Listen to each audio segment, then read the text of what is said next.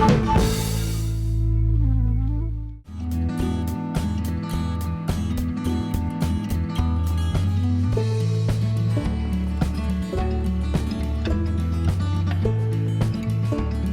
오늘 제가 들은 설명을 듣고 보니까 그러니까 베트남 시장에 들어가고자 하는 한국의 중소 화장품 회사들도 이른바 라이어빌리티 오브 포리니스를 매우 심하게 겪을 거다.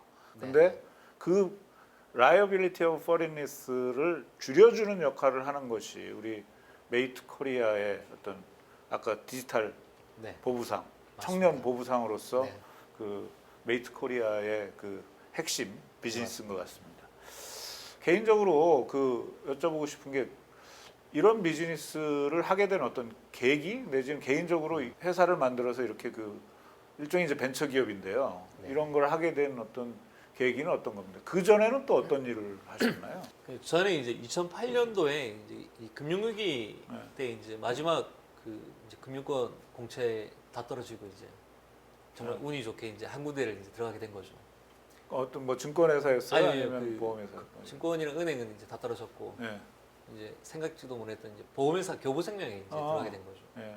그러다가 이제 서울로 이제 좀 루즈해져 있을 때 이제 서울로 이제 오게 된 거죠. 재경본부로. 그러다가 그냥 본사로 또 이제 이게 너무나 짧은 시간 안에 이루어졌던 일이에요. 사원급들이 많이 없었으니까. 그러니까 본사로 이제 갔다가 또 이제 현장에 있다가 본사로 가니 또 적응을 하기 쉽지는 않더라고요. 너무나 다른 거예요, 선택이에요. 그래서 대학원을 그냥 가게 된 거죠. 네. 근데 그때 회사 그만두고 가신 거예요? 아닙니다. 야간 대학원을 갔다 야간 갑니다. 대학원. 근데 중국이 그때 굉장히 핫했던 시기였거든요. 중국이라는 시장이. 그래서 그냥 멋모르고 아무 생각 없이 이제 경희대학교 야간대학원 중국 경영학과는 그 하나밖에 없었던 것 같아요. 그래서 이제 거기를 입학을 해서 중국 원우생들하고 이제 놀기 시작한 거죠. 이제 화요일, 수요일 수업하니까. 근데 이제 직장인은 5명이고 원우생들은 5명 정도밖에 안 돼요. 그래서 10명이 이제 한 기수거든요. 근데 이 중국 원우생들이 가만 생각해 보니까 집안에 돈이 많으면 한국으로 유학을 안 오거든요. 미국이나 이런 데로 갈 건데 근데 얘네들이 밥을 먹으면 항상 돈을 먼저 썼던 것 같아요. 이 친구들이, 이 어린 친구들이. 제가 산다고 해도. 그래요? 그래서 제가 이제 한낱 이제 궁금해진 거죠. 이 친구들한테. 야, 너희 그러면 돈이 어디서 나냐? 왜냐면 야간 대학원인데 주간에 알바를 안 했었어요. 이 친구들이. 근데 그때 처음 얘기 들었던 게 저희 화장품 팔아요.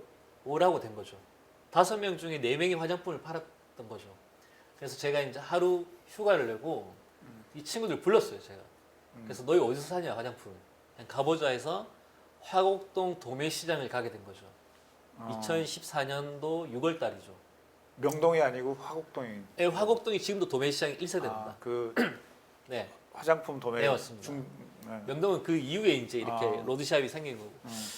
근데 아무 생각 없이 약간 기대 반 정도의 심리로 이제 화곡동에 갔는데 이제 그때 충격을 먹은 거죠. 이 광경을 보고. 이 친구들이 분명히 저랑 약속을 하고 간 날에는 물건을 산다고 안 했었거든요. 근데 거기서 그 자리에서 그냥 몇 박스를 이제 사는 거예요, 이 친구들이. 팔겠다고. 그러니까 이 정도로 이 친구들이 리스크를 감수하면서까지 이렇게 이 사업을 하는가, 장사를 하는가라는 생각이 든 거죠, 밖에서.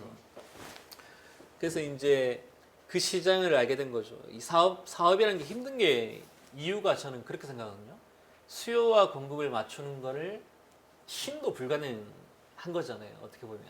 사업이 힘든 건데, 야, 이 정도면 수요 시장이 받쳐주면 50%의 확률이 있다라는 시장인데, 라는 이제 잘못된 생각을 가지고 이제 혼자서 계속 생각이 이제 사업을 해야지 이쪽으로 돌았었던 것 같아요. 경희대 야간대학원에 와 있는 맞습니다. 중국인 유학생들 일종의 이제 보따리 무역을 하고 있는. 예, 맞습니다. 네? 따이공이라고 하죠. 네. 그걸 해가지고 이제 그 시장을 보고 저는 이제 수출을 하면 저희 나라에서는 이제 100원을 받아서 100원짜리를 수출을 하면 그러니까 영세율이 아니라 부가세 포함해서 받았을 때 세금을 돌려주네라는 생각이 든 거죠. 그때 당시에. 그래서 저는 제품을 이 중국 친구들보다는 한국말도 잘하고 제가 그러니까 영업 쪽에서는 자신이 있었다 생각했던 거죠. 물건을 공수하는 데서는. 그래서 이제 그 창업을 아무 생각 없이 저희 집안에는 무역이나 이렇게 사업하시는 분이 한 분도 안 계시거든요. 그게 32살 때 이제 회사를 그만두게 된 거죠. 그게 몇 년도예요, 그러면? 2015년 7월 달에 이제 회사를 최종 어. 그만뒀습니다. 그래도 나이가 32살인데 이제 집에다 얘기하기도 좀 애매하고 저도 이제 리스크를 해지해야 되는 상황이었던 거죠. 그래서 어떻게 했냐면 그때 당시에 이제 저희 나라 1등 화장품 기업이죠. 아모레퍼시픽이죠. 그 아모레퍼시픽의 유통 구조를 공부했었어요. 나름 그냥 창업하러 나오기 전에. 그래서 어떻게 했냐면 이제 회사를 다니다가 금요일 날 차를 끌고 부산으로 내려가는 겁니다. 부산에 내려가서 그 소위 저희 그 아리따움이라는 매장 혹시 보신 적 있으세요? 아리따움이 전국에 한 1,500개 정도가 있는 걸로 알고 있어요. 아모레퍼시픽 예. 매장. 그래서 이제 부산에 가서 가장 번화가에 있는 서면이라고 이제 제일 번화가거든요. 거기에 이제 가장 허름한 아리따움 매장을 이제 들어갔죠. 주말에 들어가서 거기서 이제 영업을 하고 미리. 그 다음에 대전에 올라와서 그때 당시에는 이츠 스킨이 굉장히 핫할 때입니다. 달팽이 크림.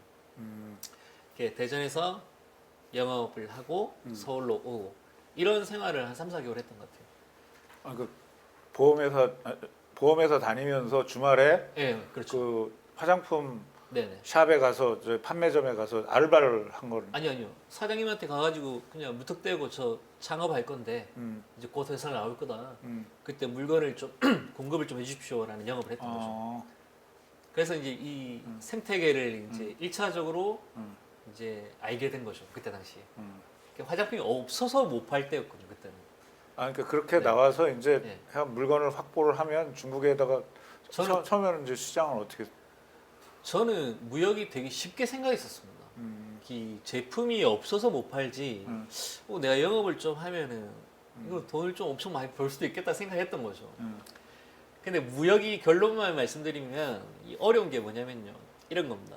나를 믿고 해외에 있는 제3자가 나한테 돈을 먼저 쏴주는 거죠. 제가 백만장자가 아니면 제가 물건을 사놓고 수출하는 일이 없잖아요. 근데 그게 너무 어렵다라는 것을 뒤늦게 알게 된 거죠. 그래서 이제 처음에는 이 바이어 발굴을 구글링을 통해서 엄청나게 영업을 했었어요. 중국 쪽에 화장품을 수입해가는 친구들, 도매상들 바이어 리스트는 구글링을 하면 어느 정도 나오거든요. 근데 구글링에서 해서 나오는 정보들은 이미 그 고급 정보는 아니었던 것 같아요. 지금 생각하면. 그렇게 하다가 바이어를 찾는 게 쉽지는 않겠다라는 생각을 했던 거죠. 근데 경영은 하고 고정 비용은 계속 지출이 되고 그래서 국내 시장의 도매 시장을 이제 또 파기 시작했던 거죠. 도대체 이 아모레퍼시픽 화장품을 대량으로 매입해가는 친구들이 있었어요. 그때 당시에. 중국에서, 아니 한국에서요. 한국에서. 네. 근데 이 친구들이 400억, 500억씩 창업한 지 몇 년 안 됐을 때였거든요. 이 친구들이 연도가. 근데 1년 매출을 보면 한 400억, 500억을 중국으로 수출을 보내는 겁니다. 이 회사가. 뭐 예를 들면 포스코, 대우나 뭐 이런 역사적인 무역 회사가 아니라 이제 갓 설립한 스타트업인데 매출이 극대화된 거를 보고 이제 좀 놀랐죠. 그러니까 저도 이제 그쪽 시장에 납품을 하면서 고정비를 만들었던 거고요. 그래서 그 시장을 이제 파기 시작했던 거죠. 다시 도대체 이 400억, 500억을 누구한테 이거를 팔까라는 생각을 했던 거죠. 근데 내가 납품한 이 물량이 도대체 이 친구를 거쳐서 어디로 갈까라는 거에 대해서 또 의심이 생겼던 거죠. 그랬더니 또 이제 결론만 말씀드리면 지금 과거에는 화장품 수입업자들이 이제 이 도매를 했던 친구들이거든요. 지역에서 화장품을 전통적으로 이제 수입했던 친구들. 근데 지금 돌이켜 보면은 중국의 가장 큰 도매상은 IT 회사였던 겁니다. 저는 알리바바가 가장 큰 도매상이라고 생각하는 겁니다. 예를 들면 알리바바가 이제 티몰과 타오바오를 운영을 했었거든요. 네.